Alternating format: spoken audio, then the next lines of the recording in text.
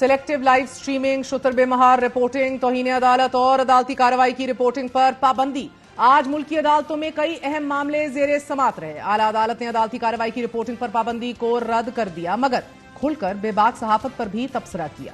नैब तरमीम केस बराह रास्त नशर करने की दरख्वास्त पर जस्टिस अतर मिनल्ला ने इख्तलाफी नोट जारी कर दिया है। जस्टिस अतर मिनल्ला ने 13 सफ़ात पर मुश्तमिल नोट में ये लिखा है कि इमरान खान मुल्क की सबसे बड़ी सियासी जमात के सरबराह हैं। इमरान खान आम मुजरिम या कैदी नहीं। इलेक्शन से साबित हो गया कि उनके कई मिलियन सपोर्टर्स हैं। बुनियादी हकूक के तहफ़्फ़ुज़ के लिए नैब तरमीम का मुकदमा बराह रास्त नशर करना जरूरी है। अवाम को सुप्रीम कोर्ट की बराह रास्त नशरियात तक रसाई न देने की कोई ठोस वजह मौजूद नहीं, बल्कि इससे जस्टिस काजी फायज ईसा केस में तय किए गए असूलों की खिलाफ वर्जी होगी। इख्तलाफी नोट में जस्टिस अतर मिनल्ला ने लिखा है कि नैब तरमीम केस पहले बराह रास्त नशर हो चुका है।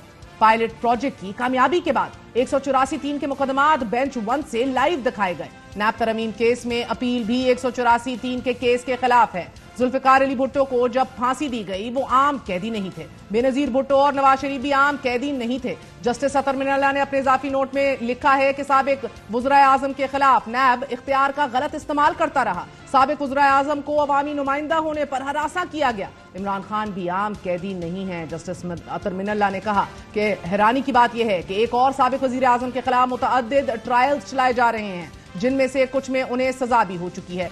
अतर मिनल्ला साहब के इख्तलाफी नोट के मुताबिक साबिक वजीर आजम इमरान खान ने कमर जावेद बाजवा को एक इंटरव्यू में सुपर किंग करार दिया और कहा कि जनरल कमर जावेद बाजवा नैब को कंट्रोल कर रहे थे, जबकि नवाज शरीफ ने कहा कि पार्लियामेंट को कोई और चला रहा था। जनरल कमर जावेद बाजवा ने इन बयानात की तस्दीक भी की और सियासत में मुदाखलत को तस्लीम भी किया। नैब को सियासी इंजीनियरिंग, मुखालिफिन को हरासा और नीचा दिखाने के लिए इस्तेमाल किया गया। मुंतखब अवामी नुमाइंदों की तज़हीक और उनको हरासा किए जाने में अदलिया का गठजोड़ रहा। ये तासुर है कि एस्टैब्लिशमेंट और अदलिया के गठजोड़ की वजह से मुंतखब अवामी नुमाइंदों से बदसलूकी की जाती रही। 23 मई को सुप्रीम कोर्ट में केस की समाअत के मौके पर नाज़रीन साबिक वज़ीर आज़म इमरान खान अडयाला जेल से वीडियो लिंक पर पेश हुए तो खैबर पख्तूनख्वा एडवोकेट जनरल की जानिब से अदालत की कार्रवाई को लाइव स्ट्रीमिंग के जरिए दिखाए जाने की दरख्वास्त की गई थी। इस दरख्वास्त पर अदालती बेंच ने 55 मिनट की तवील तरीन चेंबर मीटिंग की और दरख्वास्त गुजार के दलाइल सुने बगैर महफूज फैसला सुनाते हुए उसे मुस्तरद कर दिया। अदालत का कहना था कि नैब तरमीम का मामला अवामी मुफाद का मामला नहीं है, एक टेक्निकल केस है। तमाम 5 रुकनी बेंच में से जस्टिस अतर मिनल्ला ने लाइव स्ट्रीमिंग की दरख्वास्त के हक में फैसला दिया, जिसका इख्तलाफी नोट आज मंजर आम पर आया है।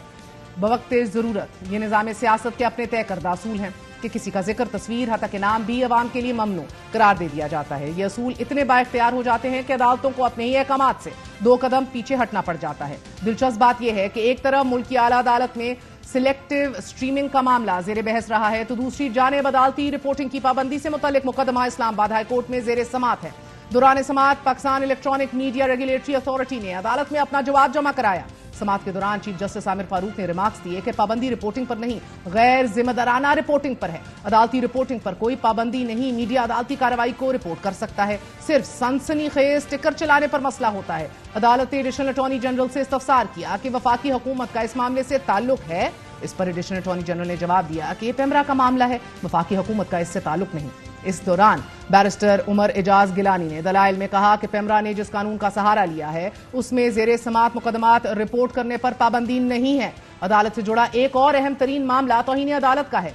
आला अदालत का यहां भी शिकवा अहले सहाफत से ही रहा है। सुप्रीम कोर्ट ने तौहीन अदालत केस में एमक्यूएम रहनुमा मुस्तफा कमाल की फौरी माफी की इस्तदा मुस्तरद कर दी है और सेनेटर फैसल वाडा को 1 हफ्ते की मोहलत दे दी है। चीफ जस्टिस पाकिस्तान काजी फायज ईसा की सरबराही में जस्टिस इरफान सादत और जस्टिस नईम अफगान पर मुश्तमिल 3 रुकनी बेंच केस की समाअत कर रहा था। दौरान समाअत सेनेटर मुस्तफा कमाल के वकील फरोग नसीम ने मुस्तफा कमाल की 16 मई की प्रेस कॉन्फ्रेंस पर माफी का बयान पढ़कर सुनाया और अदालत से इस्तदा की कि सेनेटर मुस्तफा कमाल की गैर मशरूत माफी कबूल कर ली जाए और तौहीन अदालत की कार्रवाई खत्म कर दी जाए। जस्टिस काजी फायज ईसा ने इस्तफसार किया कि क्या मुस्तफा कमाल ने सेनेटर फैसल वाडा से मुतासिर होकर दूसरे रोज मीडिया से गुफ्तगू की। जस्टिस काजी फायज ईसा ने रिमार्क्स दिए कि टीवी चैनल वाले सबसे ज्यादा गालम गलोच को कवरेज देते हैं। टीवी चैनल्स कह देते हैं कि फलाने तकरीर की, हमने चला दी, ये इजहार राय की आजादी है। टेलीविजन चैनल्स ने 34 मिनट तक ये तकरीर नशर की, क्या अब चैनल्स को भी नोटिस करें? इस पर अटॉर्नी जनरल उस्मान इवान ने फौरन बोला कि जी मेरे ख्याल में नोटिस बनता है।